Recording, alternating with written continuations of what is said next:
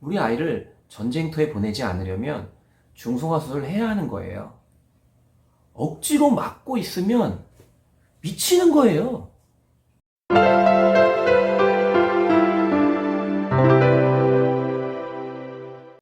안녕하세요. 동물병원 사용 설명서의 와렛입니다. 예전과 달리 요즘은 거의 대부분 고민 없이 중성화 수술을 하죠. 이번 영상은 그래도 고민 중이신 분들, 중성화 수술이 우리 아이를 위해서 정말 필요한 건가? 인간의 욕심인 건 아닌가? 라고 생각하시는 바로 당신을 위해 준비했습니다. 중성화 수술로 예방되는 질병에 대해서는 너무 많이 들으셨죠? 유튜브 검색창에 중성화 수술이라고만 딱 치면 주르륵 나올 거예요. 거기서 다 이 얘기입니다. 그냥 이거 보시면 됩니다. 가장 많이 나오는 게 암컷의 경우 자궁축농증이나 유산종양을 예방하고 싶다면 적절한 시기에 중성화술을 해주는 것이 가장 중요하겠죠. 이 질병은 아주 많이 있기도 하고 치명적이기 때문에 알아둘 필요는 꼭 있어요. 중성화 수술? 그거 왜 하는데? 오래 산다고? 그런 욕구도 없이 오래 살면 뭐 하냐고. 즐겁게 욕구대로 살다가 하는 게 더 인간적인 건 아니야?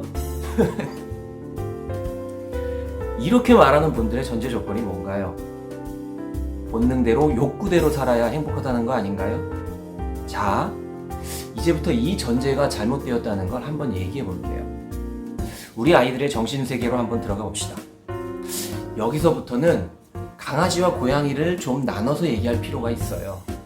둘은 달라도 너무 다르거든요.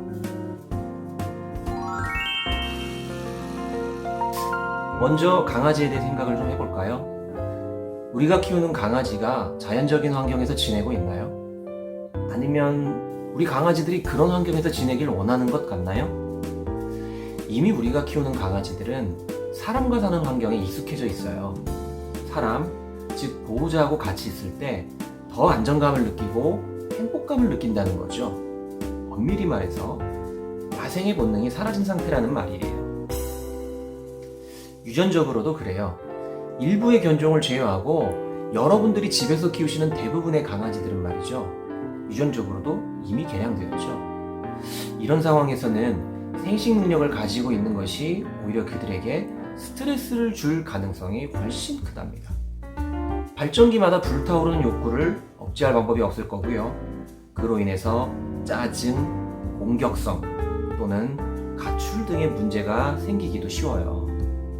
설령 여자친구나 남자친구와 사랑을 나눈다고 해서 그 욕구가 잠잠해지는 것도 아니죠.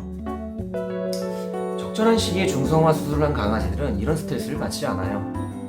중성이 되었다고 한들 다른 강아지들과 어울리고 놀지 못하느냐? 절대 그렇지 않습니다. 오히려 생식 욕구가 있을 때에는요, 일방적이고 공격적인 방식으로 놀려고 하죠. 상대 강아지 눈치도 안 보잖아요. 생식 욕구가 없으면 더 놀이다운 놀이로 친구들과 어울릴 수 있어요. 서로 탐색하고 밀당하고 하면서 재밌게 놀죠. 고양이들은 어떨까요? 고양이는 강아지랑 다르죠. 동물적 본능이 쉽게 사그라들지 않아요. 중성화술을 하지 않는 고양이들이 집을 나가버리는 일을 종종 들어보셨죠? 중성화술을 하지 않고 집 안에서만 고양이를 키운다는 것은 좀 심하게 말하면 조금 넓은 감옥에 갇혀 지내는 거예요. 그렇다면 자유롭게 밖을 돌아다닐 수 있도록 키우면 어떻겠냐 라고 말씀하시는 분들이 계실 텐데요. 집 나가서 안 들어올 수도 있는데요. 물론 먹을 것도 없고 춥고 배가 고프면 집으로 다시 돌아오기도 합니다.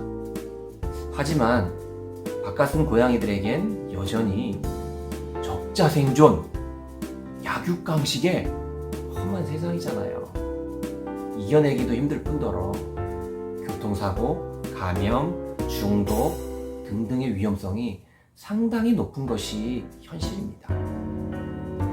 고양이를 키우면서 팔뚝에 스크래치 자국이 없는 분은 거의 없으실 거예요. 그만큼 고양이는 사람에게 쉽게 길들여지는 동물이 아닙니다. 그래서 우리가 보호자를 집사라고 부르잖아요. 이 아이들이 발정이 나면 어떨까요?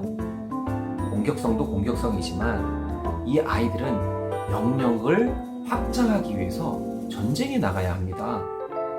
우리 아이를 전쟁터에 보내지 않으려면 중성화 수술을 해야 하는 거예요. 억지로 막고 있으면 미치는 거예요. 제가 고양이에게 이렇게 강한 단어를 쓰는 이유가 뭐냐면 고양이에서 이런 부분들이 훨씬 더 중요하기 때문이라고 이해하시면 됩니다. 결론적으로 강아지와 고양이는 모두 중성화술을 하는 것이 좋습니다. 여기에는 전제 조건이 붙습니다. 사람과 함께 살기 위해서는 중성화술을 하는 것이 좋다가 되겠네요.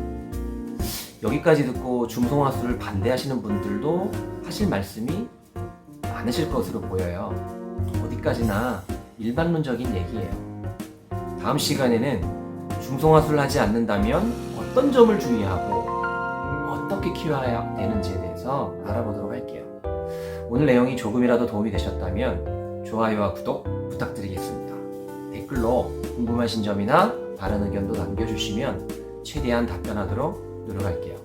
이상 동물병원에서 해주지 않는 동물병원